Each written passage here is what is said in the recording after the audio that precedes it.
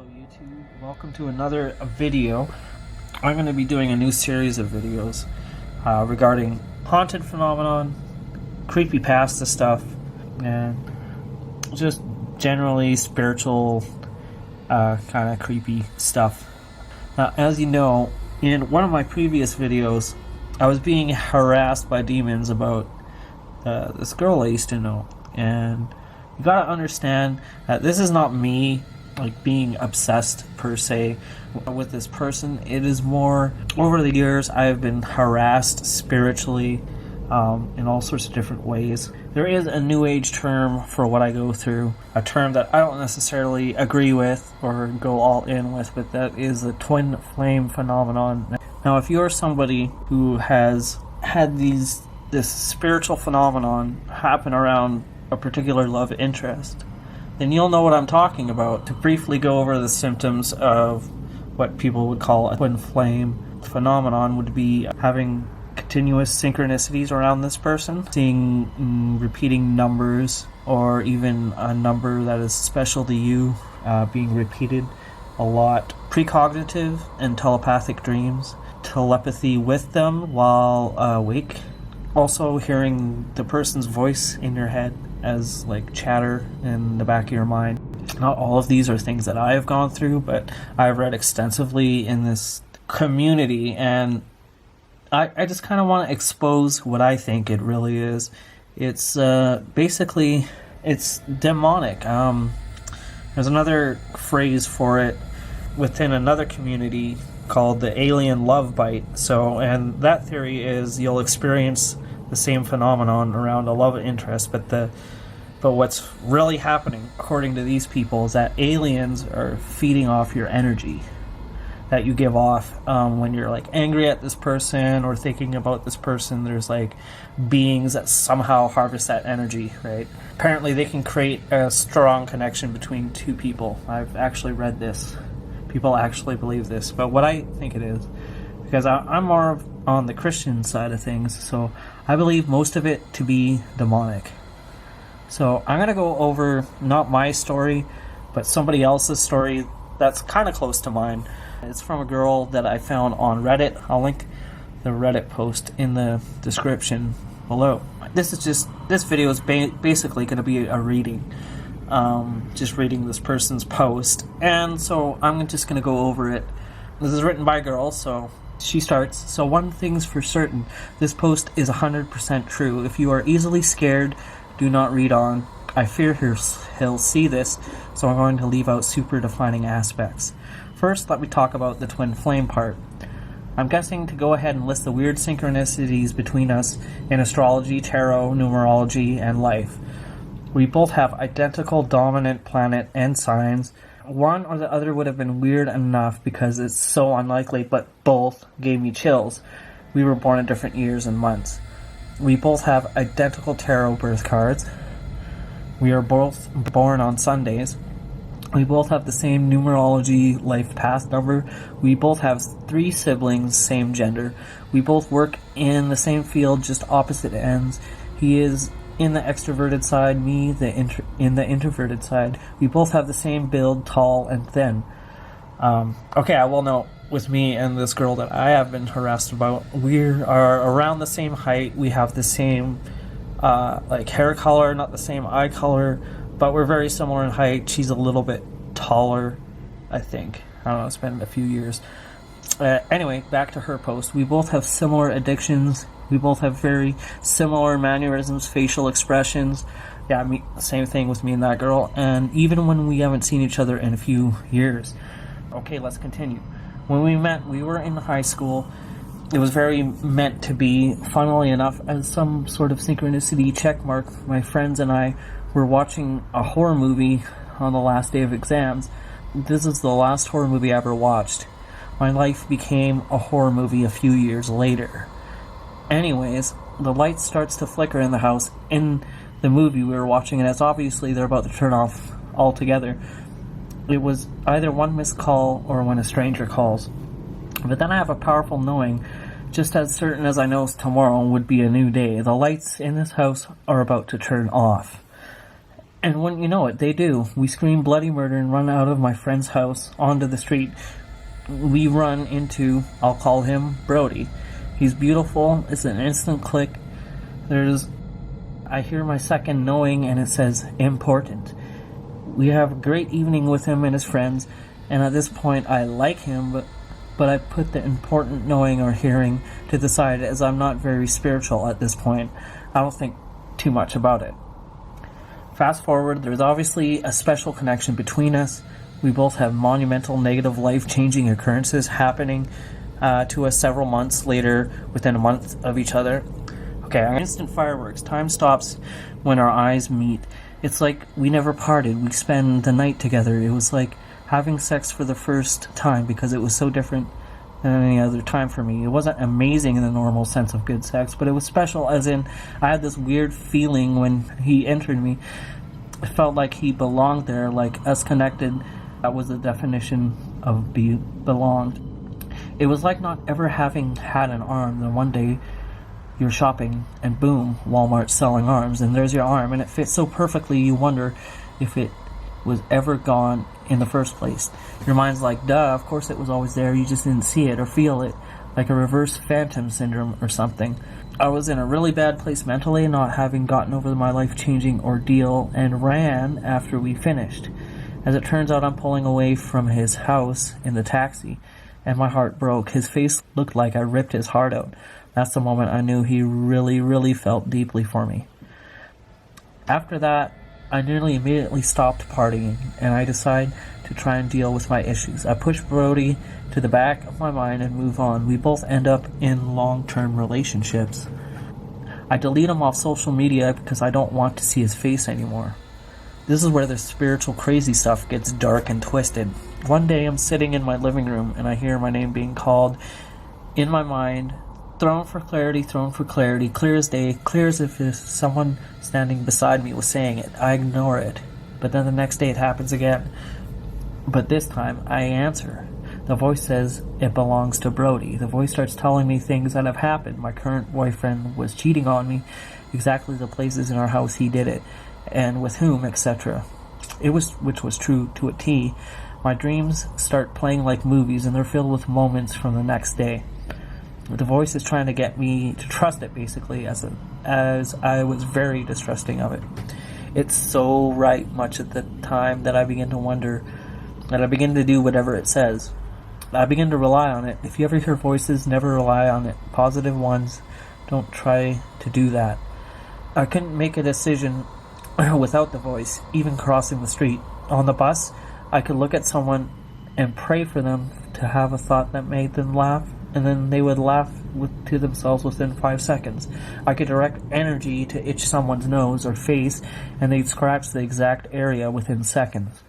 I would predict things that would happen were so left wing, only for them to end up happening. My friends were both terrified and in awe. Well, at this time I believe the voice is Brody. I contact him in real life. The voice told me he would, but after 3 weeks I got restless. The time in my mind feels like an eternity.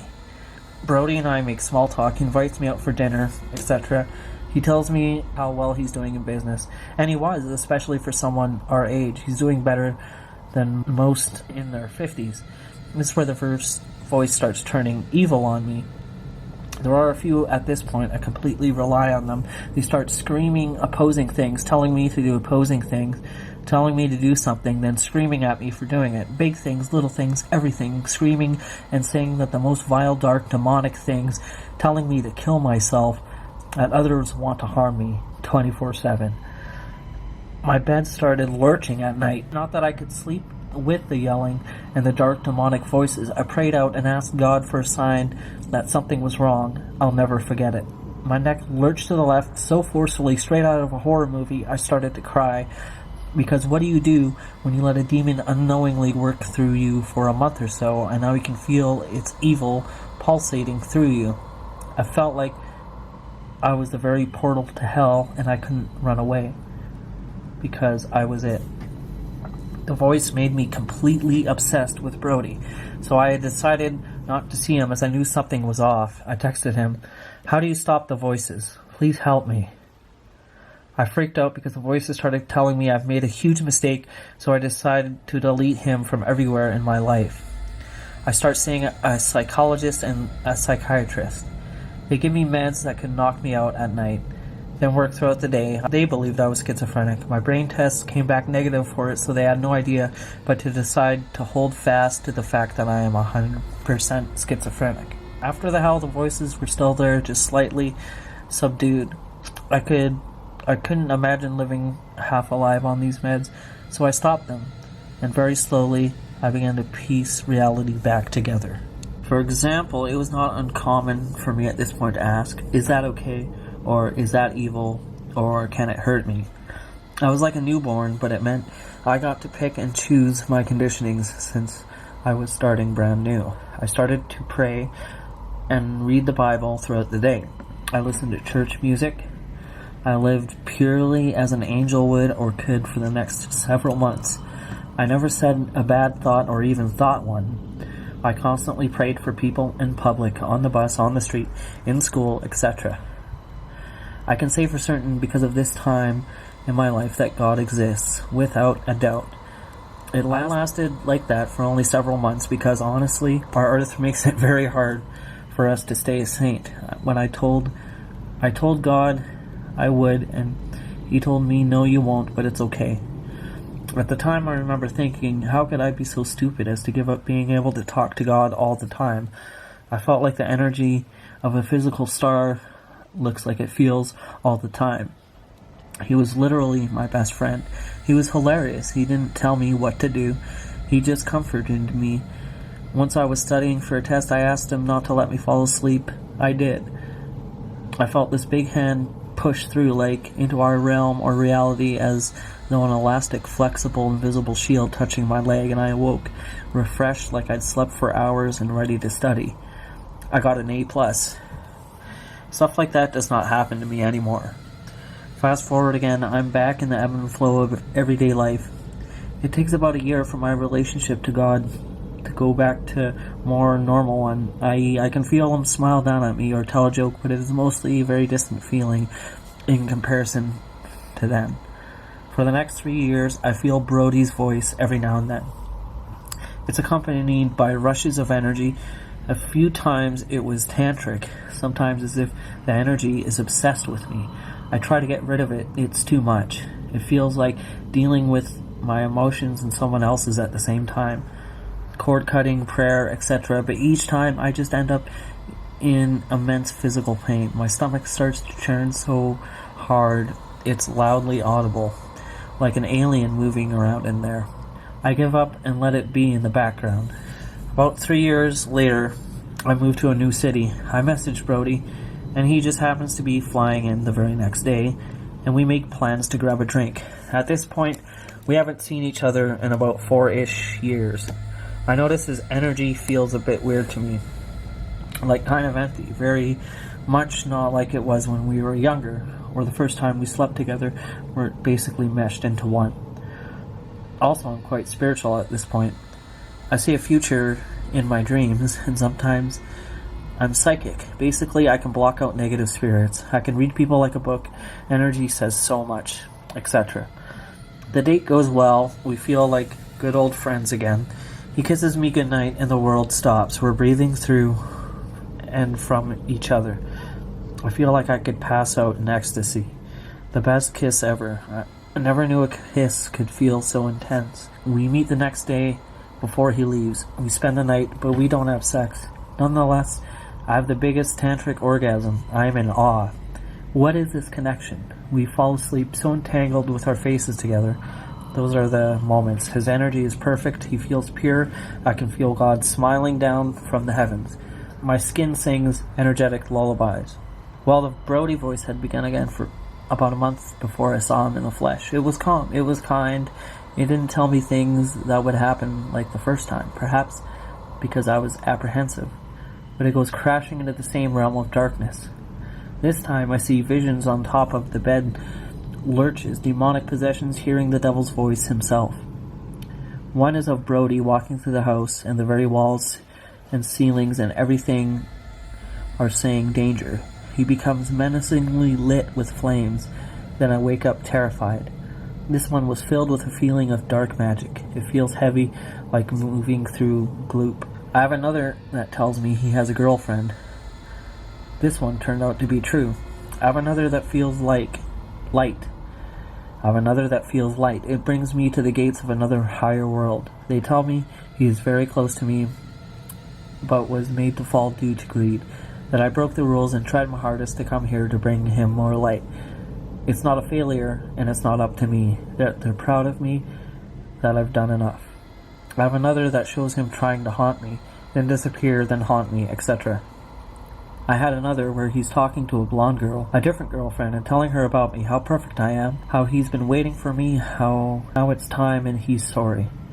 She's so covered in bruises, abuse indicator. His current girlfriend right now looks identical to the girl in the dream. They started dating 3 months ago. I had a dream about a year and a half ago. That has not happened yet. I have another where he brings me gifts and he tries heavily to bring me into his life, although the blonde girl is in the background, which tells me either way he's still going to be the same. He will still try to cheat. Has not happened yet.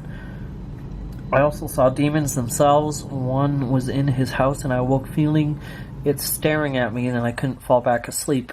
It was huge and bulky, with the thick of a body of a man and a face of a scary dog with its skin rotting and shredded. I can still feel it for about 40 minutes, but no longer see it. I touch Brody and he instantly turns with the biggest smile and envelopes me in his arms, and it disappears, and I'm asleep in minutes. He knew I had a nightmare. We have a lot of telepathy in person. There's one more dream, not of him, of a guy I met 3 years ago. An instant soulmate. Someone I'd want to marry, peaceful, there for me, etc. It's obvious it's telling me to choose this one, which I plan on doing. Has not happened yet, but seeing the future in the dreams, a few weeks or to a few years ahead, not knowing when, it makes you very patient. So here it is. I may have missed some moments. I'm going to reread it and add anything important. But I can't help shake the feeling that he sold his soul to the devil, and in the process also put a love spell on me. Unbeknownst to him, I already kind of loved him, and I would have grown too. I take a while and have to generally feel things out, and my feelings felt a way to ahead of my reality, so that made me want to slow down more. Or he sold his soul out because of our soul connection, and his demons attack me, or can. People's energies usually stay the same, but his changes to 3 different ones. The one from when we were teens, like all I could ever want. Like a beautiful storm and a sweet smelling rain, and so much love. He has so much love. The other 2 feel empty. This one makes my skin crawl from the inside out. I asked him, do you ever feel empty? I was talking about myself because our thoughts and emotions overlay themselves so much that I don't know whose are whose until I have some space to myself. He laughed and said, I've been told that I feel that way sometimes. Would you say he did? Anyone else have any insight? Given the absolute oddity of this whole situation, I've never told the whole story to anyone. I hardly mention Brody to my psychs.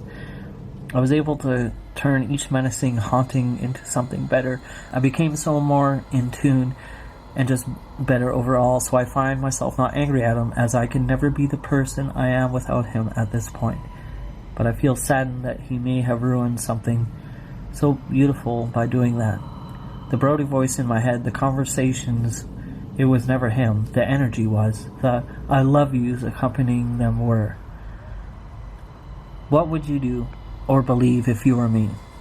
Did my twin flame sell his soul? Brody has an advanced soul. I knew the moment I met him. He has about 6 or so planets in retrograde, which is a sign that he is living his last life on Earth. Since at an early age, I was very confused by people. I had to learn them. I had to learn how to lie. I had to learn that evil existed. Brody has always been very gifted at making life work for him. This is one of my knowings that I talk out of, because how could he be so stupid? But it just fits.